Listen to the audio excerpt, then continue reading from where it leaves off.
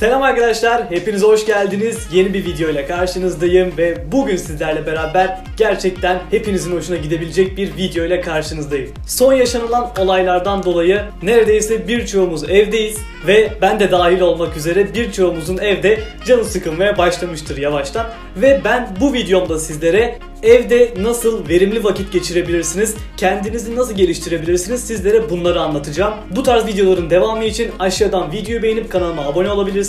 İstersen şimdi hemen başlayalım. Arkadaşlar öncelikle size şunu söylemek istiyorum. Evde boş kaldığınız zamanlarda kesinlikle vaktinizi boşa harcamayın. Aslında kendimizi geliştirmek ve yeni bir iş yapmak için gerçekten çok iyi bir zamandayız. Ve vaktimizi kendimizi geliştirmeye harcamak zorundayız. Emin olun bu olaylar bittiğinde bu işten karlı olarak çıkmış olan siz olacaksınız. Evinde bütün gün oturup zamanını boşa geçirenler ise vaktinin boşa gittiğini, haftalar boyu hiçbir şey öğrenmeyerek, kendine hiçbir şey katmayarak zamanını heba ettiğini anlayacaktır ama çok geç olacak. Öncelikle arkadaşlar sizlere ilk tavsiyem online eğitimler almak. Biliyorsunuz ki şu an piyasada gerçekten birçok site var ve bu siteler üzerinden online olarak eğitim alabiliyorsunuz. YouTube'u saymıyorum. YouTube'da sadece belirli konularda genellikle eğitim oluyor ama Udemy'ye benzer sitelerde birçok eğitim setini bulabiliyorsunuz ve fiyatları gerçekten çok uygun arkadaşlar. Sadece 30 TL'ye siz fotoğrafçılığı öğrenebilirsiniz. Sadece 30 TL'ye Photoshop öğrenebilirsiniz. Gerçekten ucuz ve eğitim setlerinin içi gerçekten dolu dolu. Yani şu günlerde sadece 30 TL harcayarak yeni bir becerinizi geliştirebilirsiniz ve bu becerinizi paraya dönüştürebilirsiniz.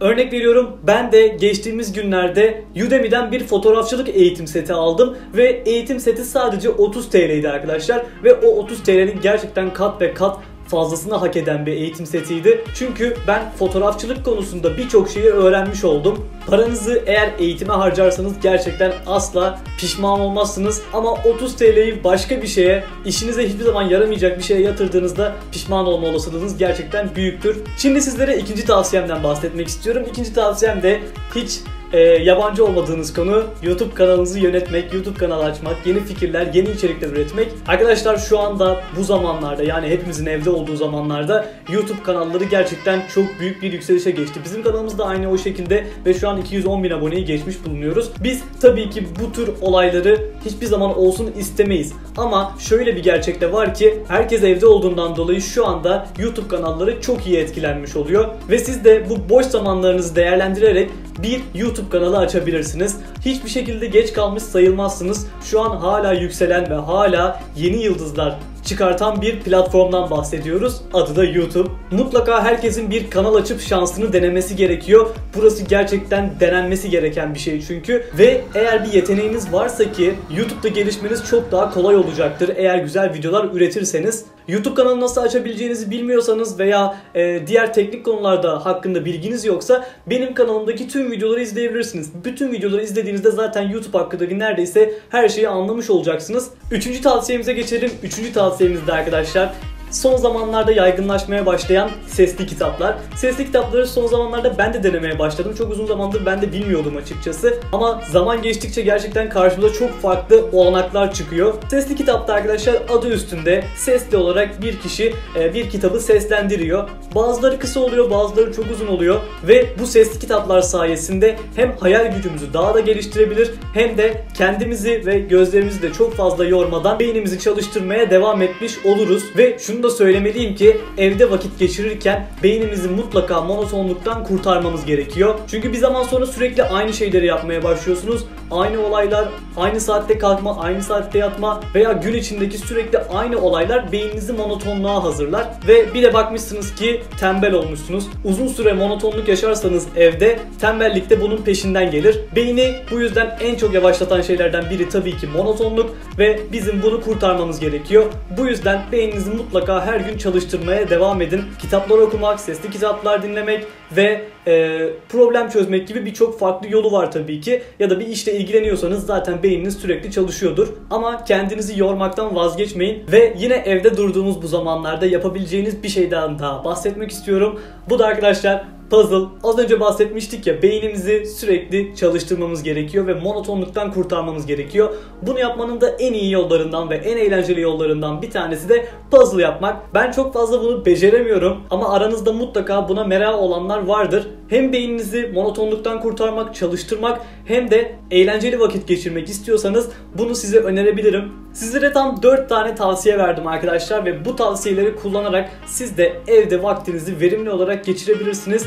Ama videonun başında da söylemiş olduğum gibi mutlaka vaktinizi değerlendirmeyi unutmayın arkadaşlar. Hiçbir zaman bu kadar müsait olmayacağız veya daha hiçbir zaman bu kadar fazla evde duracağımızı ben sanmıyorum. Bu yüzden bugünlerimizi fırsata çevirmemiz lazım.